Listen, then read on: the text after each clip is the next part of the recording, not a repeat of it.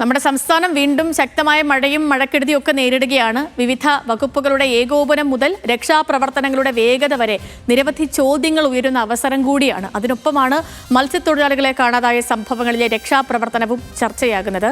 മുൻ റവന്യൂ മന്ത്രിയും MLA-യുമായ ശ്രീ കെ രാജൻ നമുക്കൊപ്പം തത്സമയം ചേരുന്നു ലീഡേഴ്സ് മോർണിംഗിൽ.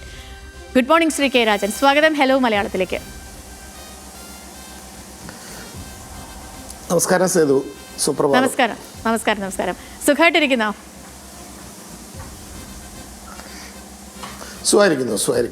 ഓക്കെ. ഇപ്പോൾ കേരളം വീണ്ടും വല്ലാത്തൊരു പ്രതിസന്ധി നേരിട്ട് മുന്നോട്ട് പോവുകയാണ്. ഇപ്പം MLA-ക്ക് നേരിട്ട് അറിയാവുന്ന കാര്യങ്ങളുമാണ്. ഇപ്പം പ്രകൃതി ദുരന്തങ്ങൾ തുടർച്ചയായിട്ട് നമ്മുടെ സംസ്ഥാനത്തേക്ക് വരുന്നു. മഴയും മഴക്കെടുതിയും ഒക്കെയുണ്ട്. ഇപ്പം നിലവിൽ ഏകോപനത്തിലെ പാളിച്ചകളടക്കം ചർച്ചയായിക്കൊണ്ടിരിക്കുന്ന സമയം കൂടിയാണ്. ഇപ്പം കഴിഞ്ഞ കാലങ്ങളിലുമൊക്കെ നമ്മൾ ഇത്തരത്തിലുള്ള ദുരന്തങ്ങളെയൊക്കെ അതിജീവിച്ചു. കേരളം വീണ്ടും അതിജീവന പാതയിലേക്കൊക്കെ വന്നു. ഇപ്പം നിലവിലെ ഒരു സാഹചര്യത്തെ പരിശോധിക്കുമ്പോൾ അങ്ങേക്ക് മനസ്സിലാകുന്ന കാര്യങ്ങൾ എന്തൊക്കെയാണ്? നമുക്ക് ഇപ്പോൾ കേരളത്തിൽ അങ്ങനെ വളരെ അപകടകരമായിട്ടുള്ള കേരളത്തിൻ്റെ ചരിത്രത്തിൽ ഇതുവരെ കേട്ടുകേൾവിയില്ലാത്തൊരു ദുരന്തമൊന്നും ഉണ്ടായിട്ടില്ല. സാധാരണ ഉണ്ടാകുന്ന മഴ തന്നെയാണ്. അത് കുറച്ചുകൂടി തീവ്രമായി ഇപ്പോൾ 300-നും 700-നും mm ഇടയിലുള്ള മഴ ഒട്ടേറെ ഘട്ടങ്ങളിൽ കേരളത്തിലുണ്ടായിട്ടുണ്ട്. പല ഘട്ടങ്ങളിലും 500-ലും 600-ലും അകത്ത് പോയിട്ടുള്ള അനുഭവങ്ങളും ഉണ്ടായിട്ടുണ്ട്. ആ വിധത്തിൽ കുറച്ചുകൂടി തീവ്രമായിട്ടുള്ള മഴ കേരളത്തിൻ്റെ ചില ഭാഗങ്ങളിലുണ്ടായി. അതിൻ്റെ ഭാഗമായി ഉള്ള പ്രകൃതിക്ഷോഭത്തിൻ്റെ വിവിധങ്ങളായിട്ടുള്ള പ്രയാസങ്ങളുണ്ടായി. അതിനെ നേരിടാൻ കേരളത്തിലുള്ള യഥാർത്ഥത്തിൽ ഉള്ള ഒരു സിസ്റ്റത്തെ മുന്നോട്ട് കൊണ്ടുപോകുന്നതിൽ നമുക്കുണ്ടായിട്ടുള്ള പ്രയാസങ്ങളാണ് എനിക്ക് കാണാൻ കഴിഞ്ഞിട്ടുള്ള ഏറ്റവും പ്രധാനപ്പെട്ട കാര്യം. കേരളത്തിന് നല്ല മാതൃകാപരമായിട്ടുള്ള ഒരു ഡിസാസ്റ്റർ സിസ്റ്റമുണ്ട്. അത് ദുരന്ത നിവാരണത്തിൻ്റെയും ദുരന്ത ലഘൂകരണത്തിൻ്റെയും വളരെ പ്ലാൻഡായിട്ടുള്ളൊരു സിസ്റ്റമുണ്ട്. ഒരുപക്ഷെ ഇന്ത്യയുടെ ചരിത്രത്തിൽ ആദ്യമായി പഞ്ചായത്തുകൾക്ക് മാസ്റ്റർ പ്ലാൻ ഉണ്ടാക്കിയിട്ടുള്ള ഡിസാസ്റ്റർ മാസ്റ്റർ പ്ലാൻ ഉണ്ടാക്കിയിട്ടുള്ളൊരു സംസ്ഥാനമാണ് കേരളം. 2019 STRF സംസ്ഥാന ദുരന്ത നിവാരണ നിധി ഉപയോഗിച്ചുകൊണ്ട് ദുരന്ത ലഘൂകരണത്തിന് പണം മുടക്കാം എന്ന് ഇന്ത്യയിൽ ആദ്യം തീരുമാനിച്ച ഒരു സംസ്ഥാനമാണ് കേരളം. കേരളത്തിൽ മഴക്കാലം ആരംഭിക്കുന്നതിന് മുമ്പ് തന്നെ ക്യാമ്പുകളുടെ ഒരുക്കത്തിന് 1 ലക്ഷം രൂപ, എക്യുപ്മെൻറ്റ് മേടിക്കാൻ 1 ലക്ഷം രൂപ വീതം പഞ്ചായത്തുകൾക്ക് മുതൽ കോർപ്പറേഷൻ അടക്കമുള്ള വിവിധങ്ങളായിട്ടുള്ള തദ്ദേശ സ്ഥാപനങ്ങൾക്ക്, മുനിസിപ്പാലിറ്റികൾക്ക്, പഞ്ചായത്തുകൾക്ക്, കോർപ്പറേഷനുകളിലേക്ക് നൽകുന്ന ഓരോ വാർഡിലേക്കും വാർഡിലെ മഴക്കാലപൂർവ്വ ശുചീകരണത്തിന് വേണ്ടി 25,000 രൂപ നൽകാൻ കഴിയുന്ന വില്ലേജ് ഓഫീസർമാരെ ഇത്തരം ക്യാമ്പ് ഒരുക്കങ്ങൾക്ക് 25,000 രൂപ ജൂൺ മാസത്തിൽ തന്നെ കൊടുക്കാൻ പറ്റുന്ന ഒരു വളരെ വിപുലമായ ദുരന്ത നിവാരണ പ്രക്രിയയ്ക്ക് ഒരു മാസ്റ്റർ പ്ലാൻ ഉണ്ടാക്കിയ ഒരു ഹോംവർക്ക് നടത്തിയിട്ടുള്ളൊരു സംസ്ഥാനമാണ് യഥാർത്ഥത്തിൽ കേരളം. മറ്റൊരു സംസ്ഥാനത്തിനും അങ്ങനെ താഴെക്കടയിൽ തദ്ദേശ സ്ഥാപനങ്ങളെ ഉൾപ്പെടെ പങ്കാളികളാക്കിക്കൊണ്ടുള്ളൊരു ഡിസാസ്റ്റർ പ്ലാൻ ഉണ്ടാവില്ല. പക്ഷെ പ്ലാൻ ഉണ്ടായിട്ടും അത് നടത്താനുള്ള ഉദ്യോഗസ്ഥന്മാരുണ്ടായതുകൊണ്ടും കാര്യമില്ല. ആ പ്ലാനിനെ കേരളത്തിൽ നടപ്പിലാക്കാവുന്ന തരത്തിൽ ഒരു ജനകീയ മുഖത്തെ കേരളം പ്രതീക്ഷിക്കുന്നത് ഭരണകൂടത്തിൻ്റെ ഭാഗത്ത് നിന്നാണ്. അതിനെ കോർഡിനേറ്റ് ചെയ്യുക. ഞാൻ ഈ ദുരന്തം ഉണ്ടാകുന്ന എല്ലാ ഘട്ടങ്ങളിലും ഞാൻ മാനന്തവാടി പോകുമ്പോഴും കേരളത്തിലെ വിവിധങ്ങളായിട്ടുള്ള മറ്റിടങ്ങളിലൊക്കെ ഈ ദുരന്തഘട്ടത്തിൽ പോയപ്പോഴും ഒക്കെ ഗവൺമെൻറ്റിനോട് പറഞ്ഞൊരു കാര്യം, കലവറയില്ലാത്ത പിന്തുണയാണ് പ്രതിപക്ഷം. ഈ ഘട്ടത്തിൽ ഒരു കാരണവശാലും ഏതെങ്കിലും ഭരണപ്രതിപക്ഷ വ്യത്യാസമോ ജാതിമത ചിന്തയോ ഉണ്ടാകരുത്. ദുരന്ത നിവാരണത്തിന് മനുഷ്യനെ ഒറ്റക്കെട്ടായി ഇറക്കുക എന്നുള്ളതാണ് ഏറ്റവും പ്രധാന ശരി. പക്ഷേ അതിനെ നിന്ന് നയിക്കാൻ വളരെ ബലവത്തായിട്ടുള്ള ഒരു നേതൃത്വം ഉണ്ടാകണം. ആ നേതൃത്വത്തിൻ്റെ അഭാവമാണ് പലയിടങ്ങളിലും പ്രധാനപ്പെട്ട പ്രശ്നങ്ങൾ സൃഷ്ടിക്കപ്പെട്ടിട്ടുള്ളത് എന്നാണ് കാണാൻ കഴിയുന്നത്. പിന്നെ ദുരന്ത നിവാരണ പ്രക്രിയയ്ക്ക് ഒരു ഭാഷയുണ്ട്. അതൊരു മനുഷ്യഭാഷയാണ്. ചിലപ്പോൾ സ്വാഭാവികമായിട്ടും വാട്സപ്പിൽ ആളുകൾ പ്രതികരിക്കും, സോഷ്യൽ മീഡിയയിൽ ആളുകൾ പ്രതികരിക്കും, ചെന്നിറങ്ങുന്നിടത്തൊക്കെ നമ്മളോട് രൂക്ഷമായ വിധത്തിൽ ആളുകളുടെ അനുഭവങ്ങൾ പറയും. അവരൊന്നും നമ്മളെ എതിർക്കുകയല്ല, അവരുടെ പ്രയാസങ്ങൾ, അവരുടെ പ്രശ്നങ്ങൾ, അവരുടെ സംഭവങ്ങൾ അവതരിപ്പിക്കുകയാണ്. ആ ഘട്ടത്തിൽ എല്ലാവരെയും കൂട്ടിച്ചേർത്ത് നിർത്തുക. പ്രതികരണങ്ങളൊക്കെ ഏറെ വൈകാരികമായിരിക്കും. MLA, ഇപ്പം അങ്ങ് പറഞ്ഞതിനെ തുടർച്ചയായിട്ട് ഒരു കാര്യം ഞാൻ ചോദിക്കാൻ കാരണം, ഇപ്പം ഈ ദുരന്ത നിവാരണത്തിൽ അത് ഒരു വകുപ്പിന്റെ ഇടപെടൽ മാത്രമല്ലല്ലോ, ഇപ്പോൾ റവന്യൂ, പോലീസ്, ഫയർഫോഴ്സ്, തദ്ദേശ സ്വയംഭരണ സ്ഥാപനങ്ങൾ, ആരോഗ്യ വകുപ്പ്, ഇങ്ങനെ പല സംവിധാനങ്ങളും ഒരുമിച്ച് ഒരേ സമയം പ്രവർത്തിക്കണം. ഇപ്പം ഇപ്പോഴത്തെ ഈ ഒരു മഴക്കെടുതിയിൽ തന്നെ ആലപ്പുഴയിലെ കാര്യം എടുത്താലും ഇന്നും അവിടെ വെള്ളം ഇറങ്ങിയിട്ടില്ല. കോട്ടയത്തെ താഴ്ന്ന പ്രദേശങ്ങൾ ഇപ്പോഴും വെള്ളത്തിനടിയിലാണ്. പത്തനംതിട്ടയിലേക്ക് പോയാൽ അതാണ് അവസ്ഥ. ഇപ്പം ഇപ്പം കാലാവസ്ഥാ മുന്നറിയിപ്പുകളൊക്കെ ഉണ്ടെങ്കിലും തുടർച്ചയായി തന്നെ നമ്മൾ എന്തൊക്കെ ക്രമീകരണങ്ങൾ ഒരുക്കിയാലും തുടർച്ചയായിട്ട് ഇങ്ങനെ സംഭവിക്കുന്നു. ഇപ്പം കാലാവസ്ഥയിൽ കാതലായ മാറ്റം വന്നിട്ടുണ്ട്. പണ്ടത്തെ കാലത്ത് പോലെയല്ല, ഇപ്പോൾ കാലാവസ്ഥയിൽ പ്രകൃതി മറ്റൊരു തരത്തിൽ പ്രതികരിച്ചുകൊണ്ടിരിക്കുന്ന സമയമാണ്. എന്തുകൊണ്ടാണ് നമുക്കൊരു കൃത്യമായ പഠനത്തിൻ്റെ അഭാവമാണോ ഇങ്ങനെ തുടർച്ചയായിട്ട് മഴയും മഴക്കെടുതികളും ഒക്കെ സംഭവിക്കാൻ? അല്ല, തുടർച്ചയായിട്ടുള്ള പഠനത്തിൻ്റെ അഭാവമല്ല, കേരളത്തിൻ്റെ പ്രകൃതിയുടെ പൊതു അവസ്ഥ മാറിക്കൊണ്ടിരിക്കുന്നത് ഉണ്ട് എന്നുള്ളത് യാഥാർത്ഥ്യമാണ്. ഇപ്പോൾ നേരത്തെ ആരോ നമ്മുടെ ഈ പ്രക്രിയക്കകത്ത് പറയുന്നത് കേട്ടു, 2022 പിന്നെ ഗവൺമെൻറ് ഉണ്ടാക്കിയിട്ടുള്ള ഓറഞ്ച് ബുക്കാണ് ഞങ്ങൾ ഫോളോ ചെയ്തത്. അങ്ങനെ അത് തെറ്റായ കാര്യമാണ്. ഈ വിഷയത്തെക്കുറിച്ച് ആധികാരികമായി പഠിക്കാതിരിക്കുന്നു എന്നുള്ളതാണ് ഒന്നാമത്തെ പ്രശ്നം. എല്ലാ വർഷവും ഓറഞ്ച് ബുക്ക് ഉണ്ടാവും. 2026 ഓറഞ്ച് ബുക്ക് ഈ മാസം പിന്നെ വർഷം ജൂൺ മാസത്തിൻ്റെ ആദ്യത്തിൽ ദുരന്ത നിവാരണ വകുപ്പ്, പുതിയ ഗവൺമെൻറ് വന്നതിന് ശേഷം ദുരന്ത നിവാരണ വകുപ്പ് തന്നെ തയ്യാറാക്കി പുറത്തിറക്കിയിട്ടുണ്ട്. ഓറഞ്ച് ബുക്ക് ഒരു പ്രിപ്പറേഷനാണ്. 2018 പ്രളയത്തിന് ശേഷം കേരളം തയ്യാറാക്കിയിട്ടുള്ള വർണ്ണബിളായിട്ടുള്ള പ്രദേശങ്ങൾ ഏതൊക്കെ, ഹൈലി വർണ്ണബിളായിട്ടുള്ള പ്രദേശങ്ങൾ ഏതൊക്കെ, ഒരു ദുരന്തമുണ്ടായാൽ ആളുകളെ മാറ്റി പാർപ്പിക്കേണ്ട പ്രദേശങ്ങൾ ഏതൊക്കെ, ഇത് വളരെ ഭീകരമായ വിധത്തിൽ എഫക്റ്റ് ചെയ്യാൻ സാധ്യതയുള്ള സംവിധാനങ്ങൾ ഏതൊക്കെ. സേതു ഇവിടെ പറഞ്ഞതുപോലെ നമുക്ക് ഒരു കൂട്ടായ നേതൃത്വമാണ് ഇതിൽ അനിവാര്യം. ആരോഗ്യ വകുപ്പിനെ ഒഴിവാക്കാൻ പറ്റില്ല, പോലീസിനെ ഒഴിവാക്കാൻ പറ്റില്ല, അഗ്നിസുരക്ഷാ സേന ഒഴിവാക്കാൻ പറ്റില്ല, ഇറിഗേഷൻ വകുപ്പിനെ ഒഴിവാക്കാൻ പറ്റില്ല, വാട്ടർ അതോറിറ്റി ഒഴിവാക്കാൻ പറ്റില്ല. തദ്ദേശവും റവന്യൂവും ഇതിന് മുഖ്യ പങ്ക് വഹിക്കേണ്ട വകുപ്പുകളാണ്.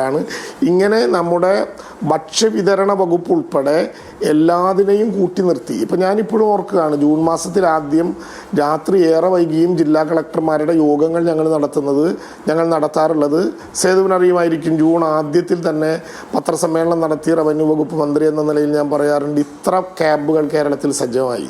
ആ ക്യാമ്പുകൾ ഓരോന്നിൻ്റെയും ചുമതലക്കാരൊക്കെയാണ്.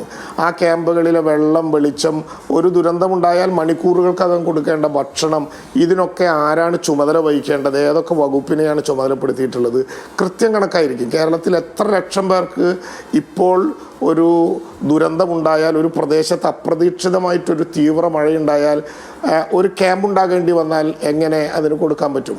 അത് നമുക്ക് സ്വിച്ചിട്ടാൽ ലൈറ്റ് കത്തുന്നത് പോലെ പറയാൻ പറ്റുന്ന ഒരു ഹോംവർക്ക് വളരെ പ്രധാനപ്പെട്ടാണ്. ഞാനിപ്പോൾ ഓർക്കുകയാണ്, 2021 സെപ്റ്റംബർ മാസത്തിൽ കൊക്കയാറും കുട്ടിക്കനും ഉണ്ടായതിൻ്റെ അതേ ഘട്ടത്തിൽ തന്നെ പത്തനംതിട്ട, ഇടുക്കി, ആലപ്പുഴ, കോട്ടയം ജില്ലകൾ ഒരുമിച്ച് അതിതീവ്ര മഴയുടെ കേന്ദ്രങ്ങളായി. അന്ന് കക്കയും പമ്പയും ഒരുമിച്ച്, പമ്പ ഒരു ചെറിയ ഡാമാണ്, കക്ക കുറച്ചുകൂടി സീരിയസ് ആണ്. കക്കയും പമ്പയും ഒരുമിച്ച് തുറക്കാൻ വേണ്ടി തീരുമാനിക്കുന്ന ഘട്ടത്തിൽ കക്കയിലെ വെള്ളം ആദ്യം വരുന്ന പൂന്തേനരുവി, പിന്നെ തിരുവല്ല, പിന്നെ പോകുന്ന കുട്ടനാട്, സ്പിൽവേകൾ തുറക്കേണ്ട മാർഗം, 3 ജില്ലകൾ, കളക്ടർമാർ, ഉദ്യോഗസ്ഥന്മാർ, ഇറിഗേഷൻ വകുപ്പിൻ്റെ ആളുകൾ, ഇങ്ങനെ പോകുന്ന വഴി മുഴുവൻ ഒരുക്കാനുള്ള ഉത്തരവാദിത്തം. അങ്ങനെയാണ് അതിൻ്റെ ഒരു പ്രക്രിയ കടന്നു പോവുക. അതിനെല്ലാം ഉദ്യോഗസ്ഥ സംവിധാനവും ഓറഞ്ച് ബുക്കും അതിൻ്റെ യാഥാർത്ഥ്യങ്ങളുമുണ്ട്. പക്ഷേ അതിനെ നയിക്കാൻ നമുക്കൊരു നേതൃത്വ പാഠം ഉണ്ടാകണം. നേരത്തെ ഞാൻ സൂക്ഷിച്ചതിനെ പറയുകയാണ്, കടൽ തീരത്ത് താമസിക്കുന്ന മനുഷ്യരുടെ വികാരങ്ങൾ സേതു ഈ ദിവസങ്ങളിൽ ന്യൂസ് മലയാളത്തിൽ ഉൾപ്പെടെയുള്ള ചാനലുകളിലൂടെ നമ്മൾ കാണുകയല്ലേ. അവർ നഷ്ടപ്പെട്ടു പോയ മനുഷ്യനെ അന്വേഷിക്കുമ്പോൾ സാധ്യമായതെല്ലാം ചെയ്യുക എന്ന് മാത്രമല്ല, അവരോടൊപ്പം ഉണ്ടാവുക, അവരുടെ ഭാഷ വശമാക്കുക, ആ അന്വേഷണത്തിൽ രക്ഷാപ്രവർത്തനത്തിലുണ്ട് എന്ന് ഞാൻ അതിലേക്ക് തന്നെ വരികയാണ്. കാരണം രക്ഷാപ്രവർത്തനം ഈ വിഷയത്തിൽ വൈകിപ്പോയോ എന്നൊരു ചോദ്യമാണ്. കടലിൽ തൊഴിലാളികളെ കാണാതാകുന്ന സംഭവങ്ങളിൽ നമുക്കറിയാവുന്ന പോലെ ഓരോ മിനിറ്റും നിർണായകമാണല്ലോ. ഈ രക്ഷാപ്രവർത്തനം ആരംഭിക്കുന്നതിൽ കാലതാമസം ഉണ്ടായെന്ന വിമർശനം ശക്തമാണ്. ആ വിമർശനത്തിലൊക്കെ ഒരു കഴമ്പുണ്ട് താനും. മുൻ റവന്യൂ മന്ത്രി എന്നുള്ള നിലയിൽ കൂടി ഇത്തരം സാഹചര്യങ്ങളിൽ പ്രതികരണ സംവിധാനം അത് എത്രത്തോളം വേഗത്തിലായിരിക്കണം? വളരെ വേഗത്തിൽ. ഞാനതുകൊണ്ടാണ് പറഞ്ഞത്, മത്സ്യത്തൊഴിലാളികളുടെ ഭാഗത്ത് നിന്ന് ആളുകളെ കാണാതായപ്പോൾ അവർ പറഞ്ഞൊരു കാര്യം മാത്രമേ ഉള്ളൂ, അവിടെ തിരച്ചിലിന് പോകുമ്പോൾ ഞങ്ങളെ കൂടി കൊണ്ടുപോകണം. അത് തിരച്ചിലിന് പോകുന്നവർ തിരച്ചിലിന് പോകുന്നില്ല എന്നുള്ള വികാരം കൊണ്ട് മാത്രമല്ല, കടലിനെ അറിയുന്ന മത്സ്യത്തൊഴിലാളി കടലിൽ പോയാൽ അവർക്ക് ഒരു വള്ളം മറഞ്ഞ സ്ഥലമോ ഒരാളെ കാണാതായ കൺപൊട്ടത്ത് നിന്ന് കാണാതായ പ്രദേശമോ കണ്ടാൽ ഇന്ന ഇടത്തുണ്ടാകുമെന്ന് അവരുടെ ഊഹം ബാക്കി നിൽക്കും. ആ സംശയത്തിന് ഇട കൊടുക്കാത്ത വിധം അവരെ കൊണ്ടുപോകണം. നമുക്ക് സേതുവിനറിയാം, നമ്മൾ ഒരുമിച്ച് നിൽക്കുമ്പോഴാണ് ഈ ചൂരൽമലയിലെ ദുരന്തമുണ്ടായിട്ട് 18ഓളം ഏജൻസികളെ ഒരുമിച്ച് നാം തിരച്ചിലിറക്കിയിട്ടും അവിടുത്തെ ദുരന്ത ക്യാമ്പുകളിലെ അന്തേവാസികളായിട്ടുള്ള ദുരന്ത ബാധിതർ നമ്മളോട് പറഞ്ഞു, ഞങ്ങൾക്ക് പോയി തിരഞ്ഞാൽ കിട്ടും. നമ്മളൊരു ജനകീയ തെരച്ചിലല്ലേ നേതൃത്വം നൽകിയത്. ഓരോ കുടുംബത്തിലെയും ആളുകളെ ഉൾപ്പെടെ കൊണ്ടുപോയി അവർക്ക് തപ്പേണ്ട സ്ഥലങ്ങൾ, കാണേണ്ട സ്ഥലങ്ങൾ, അതൊക്കെ ലൈറ്റിട്ടാൽ സ്വിച്ചിട്ടാൽ ലൈറ്റ് കത്തുന്നത് പോലെ നമുക്ക് അതിവേഗം ആ പ്രവർത്തനത്തിലേക്ക് മാറാൻ പറ്റണം. തെരച്ചിലിന് കുറച്ച് നേരം വൈകി എന്ന് അവിടുത്തെ ആളുകൾ പറയുന്നുണ്ട്. പരിശോധിക്കണം, ഞാൻ കുറ്റപ്പെടുത്താനല്ല. പക്ഷേ ഈ ഘട്ടത്തിൽ നമുക്ക് ഒരു അനുഭവങ്ങളുടെ കരുത്താണ് യഥാർത്ഥത്തിൽ ഉണ്ടാകേണ്ടത്. നേരത്തെയുള്ള പാഠങ്ങൾ പഠിച്ച ഉദ്യോഗസ്ഥരുണ്ട്. ഇപ്പം ഞാൻ കഴിഞ്ഞ ദിവസം പത്രസമ്മേളനത്തിൽ പറഞ്ഞു, 2892 റവന്യൂ ജീവനക്കാരെയാണ് 2 മാസക്കാലത്തിനുള്ളിൽ സ്ഥലം മാറ്റിയത്. സ്ഥലം മാറ്റം തെറ്റല്ല, മുഖ്യമന്ത്രി പറയുന്ന ഭാഷ ഉപയോഗിക്കണം എന്നല്ല. പക്ഷേ സ്ഥലം മാറ്റം തെറ്റൊന്നുമല്ല. ചിലപ്പോൾ ഒഫീഷ്യൽ കൺവീനിയൻസിൻ്റെ, അഡ്മിനിസ്ട്രേറ്റീവ് കൺവീനിയൻസിൻ്റെ എന്നൊക്കെ പേര് പറഞ്ഞ് രാഷ്ട്രീയം കളിക്കുന്നുണ്ടാവും. ഞാൻ അതിൽ തർക്കിക്കുന്നില്ല. പക്ഷേ ഈ മാസം അതിന് പറ്റിയ മാസമല്ല. ജൂൺ, ജൂലൈ, ആഗസ്റ്റ് എന്ന കാലവർഷത്തിൻ്റെ ആദ്യ ക്വാർട്ടറിൽ ഓരോ റവന്യൂ കേന്ദ്രങ്ങളിലും ആ നാടുമായി ബന്ധപ്പെട്ട ഒരു ദുരന്തമുണ്ടായാൽ ദുരന്തം ഏറ്റുവാങ്ങാനിടയുള്ള മനുഷ്യനെ പേര് ചൊല്ലി വിളിക്കാൻ പറ്റുന്ന, അവരുടെ വീടുകളിലേക്ക് കടക്കാൻ പോകുന്ന, പണ്ട് കുറുമ്പുമൊഴിയിൽ, ഞാനിപ്പോഴും ആലോചിക്കുകയാണ്, പണ്ട് കുറുമ്പുമൊഴിയിൽ ഒരു വെള്ളപ്പൊക്കം ഉണ്ടാക്കി ആദിവാസി ഊരിലുള്ള ഒരു സ്ത്രീ, ഗർഭിണിയായ ഒരു സ്ത്രീക്ക് ഭക്ഷണം കൊടുക്കാൻ കഴിയാതെ സനോജെന്നോ മറ്റോ പേരുള്ള നമ്മുടെ അവിടുത്തെ വില്ലേജ് ഓഫീസർ നീന്തി കടന്നുപോയി ആ ഗർഭിണിക്കുള്ള മരുന്നും ഭക്ഷണവും കൊടുത്തൊരനുഭവം കുറുമ്പുമൊഴിയിൽ നിന്ന് എൻ്റെ ഓർമ്മയിൽ ഇങ്ങനെ നിറഞ്ഞു നിൽക്കുന്നുണ്ട്. അത് അവരെ അറിയാം, അവരുടെ പ്രയാസങ്ങളറിയാം, എന്തായിരിക്കും പ്രശ്നം എന്ന് പറഞ്ഞാൽ അതറിയാം. അങ്ങനെയുള്ള ഉദ്യോഗസ്ഥന്മാർ മറ്റുള്ള ശത്രുതകളോ രാഷ്ട്രീയമോ ഒക്കെ നമുക്ക് നടപ്പിലാക്കാം. അതിന് ഇഷ്ടം പോലെ 12 മാസത്തിൽ പിന്നെയും സമയമുണ്ടല്ലോ. ജൂൺ, ജൂലൈ, ഓഗസ്റ്റ് മാസത്തിൽ ഒരു കാരണവശാലും ആളുകളെ എങ്ങനെ മാറ്റാൻ പാടില്ല. മാറ്റുമ്പോൾ തന്നെ ഒരു വില്ലേജിൽ എല്ലാവരെയും മാറ്റാൻ പാടില്ല. ഓരോ ഡിസാസ്റ്ററിൻ്റെ ചുമതല വഹിക്കുന്ന ഉദ്യോഗസ്ഥന്മാരെയും മാറ്റുമ്പോൾ ഒരു പുതിയ ബാച്ചിനെ അതിന് പരിശീലിപ്പിച്ചിട്ട് വേണം മാറ്റാൻ എന്നുള്ളത് കൂടി പ്രദേശങ്ങളിൽ ഈ പ്രവർത്തനങ്ങൾക്ക് നേതൃത്വം നൽകുന്നത് ബാധിച്ചിട്ടുണ്ട് എന്ന് പ്രാഥമികമായിട്ട് കാണാൻ കഴിയും. ശ്രീ കെ രാജൻ, ഈ മത്സ്യത്തൊഴിലാളികളുടെ അപകടവും ആ ഭാഗത്തെ പ്രശ്നങ്ങളും ഒക്കെ നമ്മൾ എപ്പോഴും സംസാരിക്കാറുണ്ട്. പ്രത്യേകിച്ച് മഴക്കാലങ്ങളിലാണ് കുറച്ചധികം. ഇപ്പം ഇവർക്ക് വേണ്ടിയിട്ടൊരു ഡിസാസ്റ്റർ റെസ്പോൺസ് സംവിധാനം, അത് കേരളത്തിൽ ഏറ്റവും പ്രധാനമായിട്ട് വരേണ്ട ഒന്നല്ലേ? ഉറപ്പായിട്ടും. ഇപ്പോൾ മുതലപ്പുഴയിലൊക്കെ അപകടങ്ങളുടെ നീണ്ട നിര ഉണ്ടായ അനുഭവങ്ങളുണ്ട്. ആ ഘട്ടത്തിൽ തീരദേശത്തെ മാത്രം കേന്ദ്രീകരിച്ചുകൊണ്ടൊരു ഡിസാസ്റ്റർ പ്ലാൻ നേരത്തെ നമ്മൾ ഉണ്ടാക്കിയിട്ടുണ്ട്. അതിൻ്റെ ഫലപ്രദമായിട്ടുള്ള നടപ്പിൽ വരുത്തൽ ഇപ്പോൾ സേതു പറഞ്ഞതുപോലെ വളരെ പ്രധാനപ്പെട്ട ഒരു കാര്യമാണ്. അപ്പോഴും ഞാൻ ഈ പറയുന്ന കാര്യം നമ്മൾ ഓർക്കേണ്ടതുണ്ട്. അതിന് മാത്രമായി പ്രത്യേകമായി ട്രെയിൻ ചെയ്തത് നമ്മുടെ ഒരുപാട് തെരച്ചിൽ സംവിധാനങ്ങളും രക്ഷാദൗത്യ സംവിധാനങ്ങളും ഒക്കെ ഉണ്ട്. നല്ല സ്കൂബ ടീമും അതുമായി ബന്ധപ്പെട്ട് സൗകര്യങ്ങളും ഒക്കെ ഉണ്ട്. പക്ഷേ അതിനെ സംയോജിപ്പിച്ചുകൊണ്ട് ഒരു ടീമാക്കി ആ പ്രവർത്തനങ്ങളിൽ മാത്രം കേന്ദ്രീകരിപ്പിക്കുക വളരെ ഗുണകരമായിട്ടുള്ളൊരു കാര്യമായിരിക്കും. നമുക്കൊരു തീരദേശത്തെ ഡിസാസ്റ്റർ പ്ലാൻ ഓൾറെഡി കേരളത്തിലുണ്ട്. അത് ഫലപ്രദമായി നമ്മൾ ഉപയോഗിക്കുകയും ചെയ്യുന്നുണ്ട്. ശ്രീ കെ രാജൻ, ഒരു കാര്യം കൂടി ചോദിച്ചാൽ ഞാൻ അങ്ങേ ഫ്രീ ആക്കാം. ഇപ്പം അങ്ങ് മന്ത്രിയായിരുന്ന കാലത്തും നമ്മൾ ദുരന്തങ്ങളൊക്കെ കണ്ടിട്ടുണ്ട്. ദുരന്തങ്ങളെ നമ്മൾ ഒറ്റക്കെട്ടായി നിന്ന് നേരിട്ടിട്ടുണ്ട്, അതിനെ അതിജീവിച്ചിട്ടുണ്ട്. അതിലൊക്കെയും ഉപരി പാഠങ്ങൾ പഠിച്ചു എന്ന് നമ്മൾ പറഞ്ഞിരുന്നു. പക്ഷേ ഓരോ വലിയ മഴയിലും അതേ ദുരന്തം അല്ലെങ്കിൽ അതേ തരത്തിലുള്ള ആ രീതിയിലേക്ക് എത്താൻ തക്ക വണ്ണത്തിലുള്ള ദുരിതങ്ങൾ നമ്മൾ അനുഭവിക്കുന്നുണ്ട്. ഏകോപനത്തിലും രക്ഷാപ്രവർത്തനത്തിലുമൊക്കെ കാലതാമസങ്ങളും ഏകോപനത്തിലെ പിഴവുകളുമൊക്കെ സംസാരിക്കുന്നുണ്ട്. ശരിക്കും ഇതുവരെ കേരളം കണ്ട ദുരന്തങ്ങളിൽ നിന്ന് നമ്മൾ എന്തെങ്കിലും പഠിച്ചിട്ടുണ്ടോ? പഠിച്ചെങ്കിൽ ഇത്തരം കാര്യങ്ങൾ ആവർത്തിക്കുമായിരുന്നു. അങ്ങക്ക് രാഷ്ട്രീയം മാറ്റിവെച്ച് നമ്മൾ സംസാരിച്ചാൽ അങ്ങക്ക് എന്താ തോന്നുന്നത്? ഉറപ്പായിട്ടും നമ്മൾ പഠിച്ച ധാരാളമായിട്ടുള്ള പാഠങ്ങളുണ്ട്. പക്ഷേ സേതു, ഇതിൻ്റെ ഒരു പ്രശ്നം വ്യത്യസ്തമായ രീതിയിലും സ്വഭാവത്തിലുമാണ് ദുരന്തങ്ങൾ കഴിഞ്ഞ 10-12 വർഷമായി 10-15 വർഷക്കാലമായി കേരളത്തിൽ ഉണ്ടായിക്കൊണ്ടിരിക്കുന്നത്.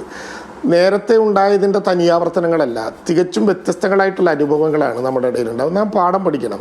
ഇപ്പോൾ തന്നെ സേതു ഇപ്പോൾ ഞാൻ കേട്ടുകൊണ്ടിരിക്കുമ്പോൾ ന്യൂസ് മലയാളം രാവിലെ ബ്രേക്ക് ചെയ്ത വാർത്തകളിലൊന്ന് പുത്തുമലയിലെ ദുരന്തബാധിതരുടെ ഇപ്പോഴത്തെ സ്ഥിതിയെക്കുറിച്ചാണ്. അതിൽ നിന്ന് നമ്മളൊരു പാഠം ഉൾക്കൊണ്ടിട്ടുണ്ട്. അതെന്ത് എന്ന് പറഞ്ഞാൽ, നമ്മൾ ഈ ദുരന്ത നിവാരണത്തിൻ്റെ ഭാഗമായി ഏതെങ്കിലും ഏജൻസികൾക്ക് അവരുണ്ടാക്കി കൊടുക്കുന്ന വീടുകൾ നമുക്ക് അപ്പോഴത്തെ രക്ഷ എന്ന നിലയിൽ കൊടുക്കാൻ തീരുമാനിച്ചാൽ ആ വീടുകളുടെ ഒരു സ്റ്റെബിലിറ്റിയോ അതിൻ്റെ ഒരു ഗ്യാരണ്ടിയോ അതിൻ്റെ ഒരു സംവിധാനവും ഉണ്ടാകില്ല എന്നുള്ളത് കൊണ്ടാണ് ചൂരൽമലയിലേക്ക് നമ്മൾ വന്നപ്പോൾ ഏതാണ്ട് ദീർഘമായി 7 വർഷക്കാലത്തെ സിവിൽ വാറണ്ടി തന്നെ ഉണ്ടാക്കാൻ കഴിയുന്ന വീടുകളായിരിക്കണം നിർമ്മിക്കണമെന്നും കഴിഞ്ഞ പ്രളയാനുഭവങ്ങളുടെ പാഠങ്ങളൊക്കെ പഠിച്ചുകൊണ്ട് ദുരന്ത പുനരധിവാസത്തിന് ഒരു പുത്തൻ ആംഗിൾ ഉണ്ടാകണം എന്ന് നമ്മൾ തീരുമാനിച്ചു. ഇപ്പോൾ നമുക്ക് ഉറപ്പുണ്ട് ഈ 7 വർഷക്കാലം ആരാണോ പണിതത് അയാളുടെ ഡിഫക്റ്റ് ലൈബിലിറ്റിയിൽ തന്നെ ആ വീടിനൊരു ചെറിയ പ്രശ്നമുണ്ടായാൽ അതുണ്ടാകും എന്ന് മാത്രമല്ല, അവിടെ കിടക്കുന്ന ഉപകരണങ്ങളും അവിടെ പണിയുന്ന രീതിയുമൊക്കെ നമ്മൾ പഠിച്ചത് നേരത്തെ ഇത്തരം പുനരധിവാസ ഘട്ടങ്ങളിൽ ഉണ്ടാക്കിയിട്ടുള്ള അപകടങ്ങളുടെ അടിസ്ഥാനത്തിലാണ്. നമുക്ക് പുഴ ഒഴുകാനുള്ള വഴി നാം കണ്ടുപിടിച്ചത് എത്ര മാറ്റമുണ്ടായി. 2018-ലെയും 2019-ലെയും പ്രളയകാലത്തിൽ നിന്ന് വ്യത്യസ്തമായി കുട്ടനാട് വെള്ളം വന്നാൽ പ്രളയം ഉണ്ടാകുമെങ്കിലും തോട്ടപ്പള്ളി സ്വില്ല് തുറക്കാനുള്ള നടപടികൾ വരുന്നതോടുകൂടി വെള്ളം ഒഴുകിപ്പോകാൻ ഒരിടമുണ്ടാക്കി കൊടുക്കുക എന്ന വലിയൊരു പ്രക്രിയയ്ക്ക് നമ്മൾ നേതൃത്വം നൽകിയില്ലേ. ചില അനുഭവങ്ങൾ നമ്മൾ പഠിക്കുന്നുണ്ട്, എന്നാൽ ചിലത് പഠിച്ചിട്ടും വീണ്ടും ആവർത്തിപ്പിക്കാൻ പറ്റാത്ത വിധത്തിൽ നമുക്ക് ചില അനുഭവങ്ങളുണ്ട്. രാഷ്ട്രീയത്തിനതീതമായി ഇതിനെല്ലാം മാറ്റി നിർത്തിക്കൊണ്ട് എല്ലാ വിഭാഗം മനുഷ്യരെയും കൂട്ടി നിർത്തിയിട്ടുള്ളൊരു നേതൃത്വമാണ് കേരളത്തിന് ഇപ്പോൾ ഏറ്റവും അനിവാര്യമായിട്ടുള്ള ദുരന്ത നിവാരണത്തിൻ്റെയും ദുരന്ത ലഘൂകരണത്തിൻ്റെയും ഒരു ഡിസാസ്റ്റർ പാഠം എന്നുള്ളതാണ് എനിക്ക് ഈ ഘട്ടത്തിൽ ഓർമ്മിപ്പിക്കാനുള്ളൊരു പ്രധാനപ്പെട്ട കാര്യം. ഓക്കെ, MLA ഇപ്പം ഒരുപാട് സന്തോഷം ഞങ്ങൾക്കൊപ്പം ജോയിൻ ചെയ്തതിന്. അങ്ങേക്ക് നല്ലൊരു ദിവസം കൂടി ആശംസിക്കുകയാണ്. തീർച്ചയായിട്ടും സേതു, നമസ്കാരം. ഓക്കെ, നമസ്കാരം.